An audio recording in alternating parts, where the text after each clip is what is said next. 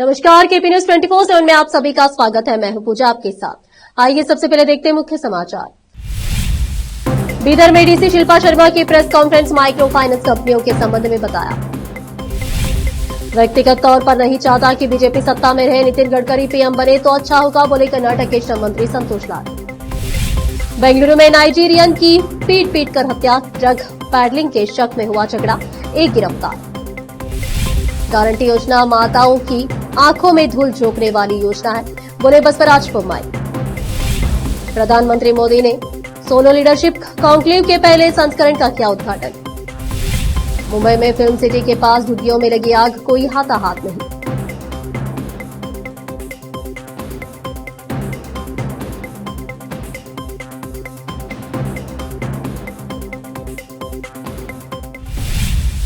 अब समाचार विस्तार से। बीदर जिले में 127 पंजीकृत माइक्रो फाइनेंस कंपनियां काम कर रही है और उन्होंने 1.79 लाख लोगों को 1193 करोड़ रुपए का ऋण वितरित किया है। किसी से जबरदस्ती कर्ज नहीं वसूला जा सकता। जिला कलेक्टर शिल्पा शर्मा ने चेतावनी दी कि संबंधित लोगों के खिलाफ कानूनी कार्रवाई की जाएगी। गुरुवार को शहर में एक प्रेस कॉन्फ्रेंस में जिला कलेक्टर शिल्पा शर्मा ने कहा कि कर्ज चुकाने की क्षमता को ध्यान में रखते हुए कर्ज बांटा जाना चाहिए।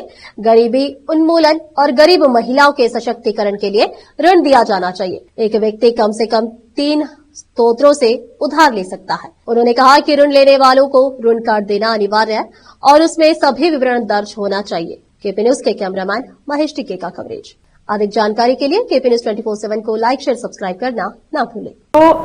ಫಿನಾನ್ಸ್ ಇನ್ಸ್ಟಿಟ್ಯೂಷನ್ ಸಂಬಂಧಪಟ್ಟಂತ ಈಗ ರಾಜ್ಯ ಸರ್ಕಾರದಿಂದ ಆರ್ಡಿನೆನ್ಸ್ ಏನು ತಂದಿದ್ದಾರೆ ಅದರ ಪ್ರಕಾರ ನಾವು ಎಲ್ಲ ನಮ್ಮ ಜಿಲ್ಲೆಯಲ್ಲಿ ಕೆಲಸ ಮಾಡ್ತವರು ಮೈಕ್ರೋ ಫೈನಾನ್ಸ್ ಇನ್ಸ್ಟಿಟ್ಯೂಷನ್ಸ್ ಯಾರ್ಯಾರು ಇದ್ದಾರೆ ಅವರಿಗೂ ಒಂದು ಅವಕಾಶ ನಾವು ಕೊಟ್ಟಿದ್ದೀವಿ। 14 ಮಾರ್ಚ್ 14ನೇ ಮಾರ್ಚ್ವರೆಗೂ ಅವರು ರಿಜಿಸ್ಟ್ರೇಷನ್ ಅಥಾರಿಟಿ ನೋಂದಣಿ ಅಧಿಕಾರಿ ಅಂದರೆ DC ಎಲ್ಲ ಜಿಲ್ಲೆಗಳಲ್ಲಿ DC ಅವರಿಗೂ ಮಾಡಿದ್ದಾರೆ। ಸೊ ಅವರು ನೋಂದಣಿ ಮಾಡಿಸ್ಬೇಕಾಗುತ್ತೆ। ಅದರಲ್ಲಿ ಅವರು 8 ಪ್ರಕಾರದ ಡಾಕ್ಯುಮೆಂಟ್ಸ್ ನಮಗೆ ಮಾಡಬೇಕಾಗುತ್ತೆ। ಒಂದು ಊರ ಹೆಸರು ಅಥವಾ ಟೌನ್ ಹೆಸರು, ಎಲ್ಲೆಲ್ಲಿ ಅವರು ಆಪರೇಟ್ ಆಗ್ತಿದ್ದಾರೆ ಅದು ಒಂದು, ಆಪರೇಷನ್ ಏನು ಪರ್ಪಸ್ಗೆ ಮಾಡ್ತಿದ್ದಾರೆ, ಏನು ಕಾರಣಕ್ಕೆ ಮಾಡ್ತಿದ್ದಾರೆ ಅದು ಒಂದು ಸಬ್ಮಿಟ್ ಮಾಡಬೇಕು। ಇಂಟ್ರೆಸ್ಟ್ ಎಷ್ಟು ಚಾರ್ಜ್ ಮಾಡ್ತಿದ್ದಾರೆ ಅವರು ಜನರಿಗೂ ಅದು ಒಂದು ಸಬ್ಮಿಟ್ ಮಾಡಬೇಕು। ಡ್ಯೂ ಡಿಲಿಜೆನ್ಸ್ ಅವರು ಹೆಂಗೆ ಕಂಡಕ್ಟ್ ಮಾಡ್ತಾರೆ ಅವರ ಸಿಸ್ಟಮ್ ಆಫ್ ಆಪರೇಷನ್ಸಲ್ಲಿ ಅದು ಒಂದು ಸಬ್ಮಿಟ್ ಮಾಡಬೇಕು। ರಿಕವರಿ ಜನರಿಂದ ವಾಪಸ್ ಹೆಂಗೆ ಪಡಿತಾರೆ ಅದನ್ನು ಸಿಸ್ಟಮ್ ಏನಿದೆ, ಯಾರಿಗೂ ಕಳಿಸ್ತಾರೆ, ಯಾರ್ಯಾರು ಆಥರೈಸ್ಡ್ ಜನ ಇದ್ದಾರೆ ಅವ್ರ ಬಗ್ಗೆ ನಮಗೆ ಸಬ್ಮಿಟ್ ಮಾಡಬೇಕು। ಮತ್ತು ಬೋರೋವರ್ ಯಾರಿಗೂ ಅವರು ಲೆಂಡಿಂಗ್ ಕೊಟ್ಟಿದ್ದಾರೆ, ದುಡ್ಡು ಕೊಟ್ಟಿದ್ದಾರೆ, ಅವರದ್ದು ಹೆಸರು ಮತ್ತು ಅಡ್ರೆಸ್ ಅದರಲ್ಲಿ ಅವರು ಮೆನ್ಷನ್ ಮಾಡಬೇಕಾಗುತ್ತೆ। ಲೋನ್ದು ಪ್ರಿನ್ಸಿಪಲ್ ಅಮೌಂಟ್, ಮೂಲ ಅಮೌಂಟ್ ಅವರು ಏನು ಲೋನ್ ಮಾಡಿದ್ದಾರೆ ಅದು ಈಗಾಗಲೇ ಎಷ್ಟು ರಿಕವರಿ ಆಗಿದೆ ಅದು ಒಂದು, ಮತ್ತು ಬ್ಯಾಲೆನ್ಸ್ ರಿಕವರಿ ಎಷ್ಟು ಮಾಡಬೇಕು ಅದು ಒಂದು ಸಬ್ಮಿಟ್ ಮಾಡಬೇಕು। ಮತ್ತು ರೈಟಿಂಗ್ನಲ್ಲಿ ಅಂಡರ್ಟೇಕಿಂಗ್ ದಟ್ ಈ ಆ್ಯಕ್ಟ್ ಪ್ರಕಾರ ಮಾತ್ರ ಅವರು ತಮ್ಮ ಆಪರೇಷನ್ ಮಾಡ್ತಾರೆ ಅಂತ ಈ 8-9 ಸ್ಟೇಟ್ಮೆಂಟ್ಗಳ ಜೊತೆಗೆ ಅವರು ಇಲ್ಲಿ ನಮ್ಮ ಹತ್ತಿರ ನೋಂದಣಿ ಮಾಡಬೇಕಾಗುತ್ತೆ। 14ನೇ ಮಾರ್ಚ್ವರೆಗೂ ನಾವು ಟೈಮ್ ಕೊಟ್ಟಿವಿ। कर्नाटक के श्रम मंत्री संतोष लाल ने कहा कि यह अच्छा होगा कि यदि केंद्रीय मंत्री नितिन गडकरी देश के प्रधानमंत्री बनते हैं, क्योंकि केंद्र में भाजपा के नेतृत्व वाली सरकार के पास अभी भी 4 साल है। शुक्रवार को मीडिया कर्मियों को संबोधित करते हुए उन्होंने कहा कि व्यक्तिगत रूप से मैं नहीं चाहता कि भाजपा केंद्र में सत्ता में रहे। हालांकि भाजपा को लोगों का जनादेश मिला है, देश की प्रगति के लिए प्रधानमंत्री बदला जाना चाहिए। उन्होंने यह भी स्पष्ट किया कि देश को कोई व्यक्ति नहीं चला सकता। लोग 5 केंद्रीय मंत्रियों के नाम नहीं जानते। मीडिया ने पीएम मोदी को हीरो बना दिया है। यहां तक कि दीपावली त्योहार के दौरान फोड़े जाने वाले पटाखे भी चीन से आ रहे हैं। मुझे आश्चर्य है। कर्नाटक के बेंगलुरु में एक 40 वर्षीय नाइजीरिया के नागरिक की पीट कर हत्या कर दी गई। एक व्यक्ति ने उस पर ड्रग पेडलर होने का संदेह जताया था, जिसके बाद दोनों के बीच झगड़ा हो गया। नाइजीरियन की हत्या के संबंध में शुक्रवार को पुलिस ने जानकारी दी। पुलिस ने बताया कि घटना बुधवार को बैरहल्ली में हुई, जो भागलूर पुलिस स्टेशन क्षेत्र में आता है। पुलिस के अनुसार आरोपी की पहचान यासीन खान के रूप में हुई है। वह चिकन स्टॉल पर काम करता है। घटना के सिलसिले में उसे गिरफ्तार कर लिया गया है। पुलिस ने बताया कि मृतक आदिया को मासालियो अपने साथियों के साथ चिकन शॉप में आया था। इस दौरान वह कथित तौर पर संदिग्ध व्यवहार करने लगा। यासीन खान को संदेह हुआ कि वह ड्रग पेडलर है। उसने कुछ स्थानीय लोगों के साथ आदियाकों से पूछताछ शुरू कर दी, जिस पर दोनों के बीच झगड़ा हो गया। एक वरिष्ठ पुलिस अधिकारी के अनुसार मौके पर दोनों के बीच तीखी बहस हुई। इस दौरान नाइजीरियन ने यासीन पर कथित तौर पर हमला कर दिया और चिकन शॉप से चाकू उठाकर उसे मारने की धमकी दी। इस बीच यासीन खान ने नाइजीरियाई व्यक्ति के सिर पर लकड़ी के रिपर से हमला कर दिया। पुलिस अधिकारी के अनुसार हमले के बाद आदियाको के सिर में गंभीर चोटें आई और वह बेहोश हो गया। उसके साथी जब तक उसे अस्पताल लेकर पहुंचे तब तक उसकी मौत हो चुकी थी। राज्य की कांग्रेस सरकार द्वारा घोषित 5 गारंटियों में से गृहलक्ष्मी योजना की राशि हर महीने ठीक से जमा नहीं की जा रही है। लाभुक सरकार के प्रति नाराजगी व्यक्त कर रहे हैं कि उन्हें पिछले 3 महीने से भुगतान नहीं किया गया। यह विपक्ष के लिए चारा है। इस बारे में गदग में मीडिया से बात करते हुए सांसद बसवराज बोम्मई ने कहा कि गारंटी राजनीतिक लाभ और वोटों के लिए बनाई गई एक योजना है, एक ऐसा प्रोजेक्ट जो लोगों और माताओं की आंखों में धूल झोंकेगा। किसी भी महीने में गृहलक्ष्मी का पैसा ठीक से नहीं आया है। वह पूछते हैं कि क्या गृहलक्ष्मी योजना का पैसा वेतन है। उन्होंने कहा कि राज्य सरकार बेटियों को सम्मान देने में विफल रही है, क्योंकि उन्हें माह दर माह भुगतान नहीं किया गया है। कर्नाटक के उप मुख्यमंत्री डीके शिवकुमार ने बेंगलुरु में हो रहे शहरीकरण की वजह उत्पन्न चुनौतियों पर कहा, भले ही भगवान भी उतरकर बेंगलुरु की सड़कों पर चले, अगले 1, 2 या 3 सालों में कुछ भी नहीं किया जा सकता है। साथ ही उन्होंने विभिन्न नागरिक एजेंसियों और हितधारकों को एकजुट होकर काम करने के लिए प्रेरित करते हुए कहा कि हमें उचित तरीके से योजना बनानी होगी और परियोजनाओं को प्रभावी ढंग से क्रियान्वित करना होगा। बृहद बेंगलुरु महानगर पालिका बीबीएमपी के केंद्रीय कार्यालय में नंबर रास्ते डिजाइन कार्यशाला और ट्रैफिक प्रयोगशाला के शुभारंभ के दौरान शिवकुमार ने कहा कि बेंगलुरु को रातों रात बदलना संभव है, लेकिन यदि हम उचित योजनाएं बनाएं और उन्हें प्रभावी रूप से लागू करें तो निश्चित रूप से परिवर्तन संभव है। शहरी बुनियादी ढांचे में एकरूपता, गुणवत्ता और अनुशासन बनाए रखना जरूरी है। अब फिलहाल एक छोटा सा ब्रेक।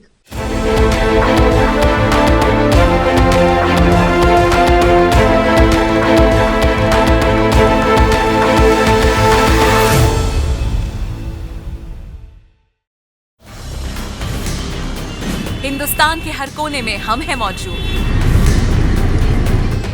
24 घंटे हालात पर गहरी नजर, खबरों से जुड़े चुपते सवालात और आपको दिखाता है धार्मिक, सामाजिक, राजनीतिक, लोकल और इंटरनेशनल न्यूज की सबसे बेहतर कवरेज, जो आपको रखती है हर पल बाखबर। देश और दुनिया भर की खबर के लिए देखते रहें KP news 24/7। Noor education trust Bidar की ओर से चलाए जाने वाला Noor MEd and BEd college Bidar, recognised by NCTE Delhi and affiliated to Bidar University, Bidar. Admission are open for the academic year 2023-24. विशेषज्ञ और सक्षम शिक्षकों द्वारा शिक्षा प्राप्त करने के लिए नूर एमएड एंड बीएड कॉलेज में दाखिला लें और शांत वातावरण में शिक्षा प्राप्त करें। बीदर शहर में बेहतर शिक्षा का एकमात्र केंद्र Noor MEd and BEd college, Shahpur gate, Bidar. Phone numbers 9945283920, 8482221297।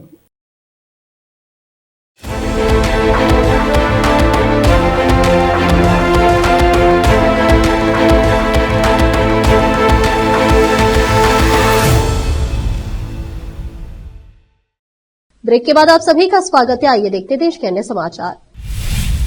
प्रधानमंत्री नरेंद्र मोदी ने गुरुवार को भारत मंडपम में सोलो लीडरशिप कॉन्क्लेव से पहले संस्करण का उद्घाटन किया। इस दौरान उन्होंने सोलो को विकसित भारत की यात्रा के लिए अहम माना। पीएम मोदी ने कार्यक्रम को संबोधित करते हुए कहा कि राष्ट्र निर्माण के लिए नागरिकों का विकास बहुत महत्वपूर्ण है। विभिन्न क्षेत्रों में नेताओं का विकास भी बहुत महत्वपूर्ण है। सोल लीडरशिप कॉन्क्लेव की स्थापना विकसित भारत की यात्रा की दिशा में एक महत्वपूर्ण कदम है। बहुत जल्द सोल लीडरशिप कॉन्क्लेव का बड़ा परिसर तैयार हो जाएगा। कुछ आयोजन ऐसे होते हैं जो हृदय के बहुत करीब होते हैं और आज का यह कार्यक्रम सोल भी ऐसा ही है। राष्ट्र निर्माण के लिए नागरिकों का विकास जरूरी है। व्यक्ति निर्माण से राष्ट्र निर्माण, जन से जगत हमारा लक्ष्य है। किसी भी ऊंचाई को प्राप्त करना है तो आरंभ जन से ही शुरू होता है। हर क्षेत्र में बेहतरीन नेतृत्व का विकास बहुत जरूरी है और समय की मांग है। इसीलिए सोल की स्थापना विकसित भारत की विकास यात्रा में एक बहुत महत्वपूर्ण और बड़ा कदम है।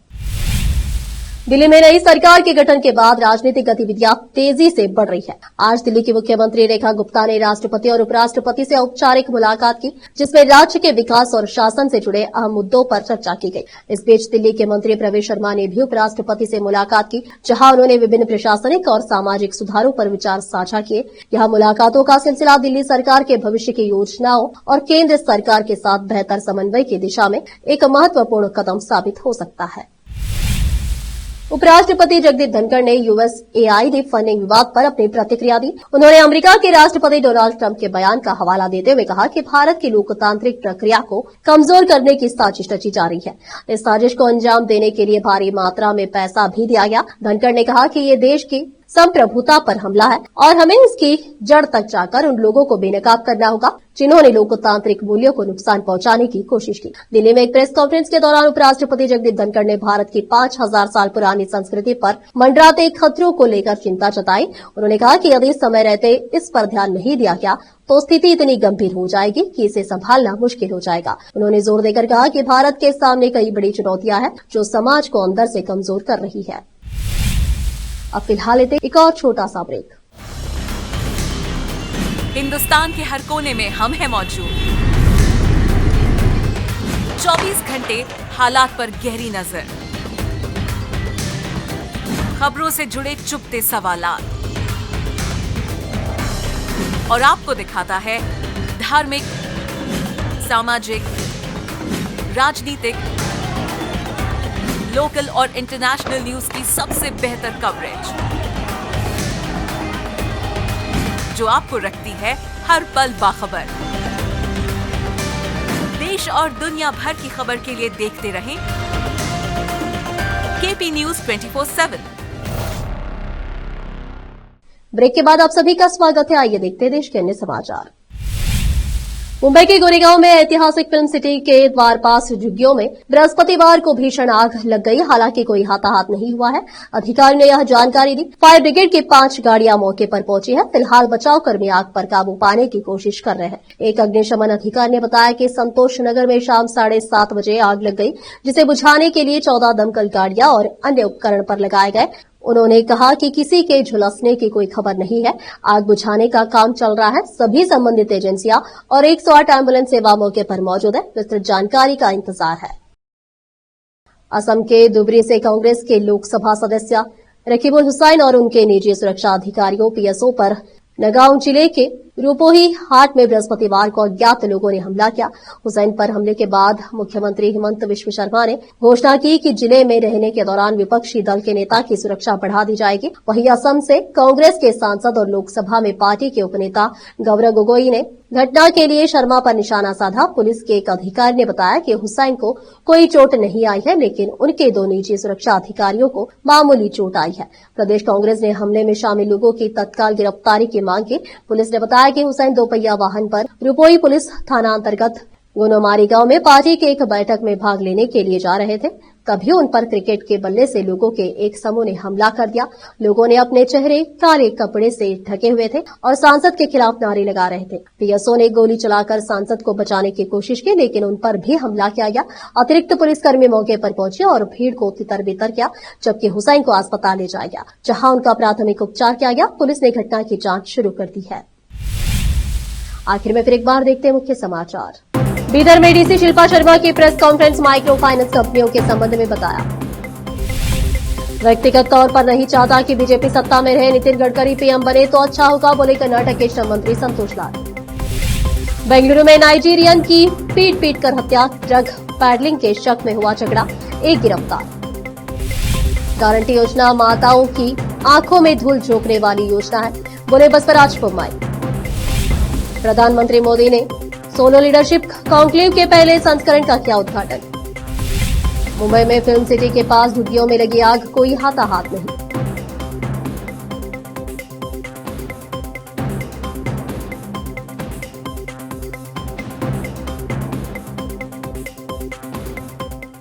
देश प्रदेश और स्थानीय समाचारों के लिए देखते रहिए आपका अपना चैनल केपी न्यूज 24/7। अधिक जानकारी के लिए चैनल को लाइक शेयर सब्सक्राइब करना ना भूलें। धन्यवाद।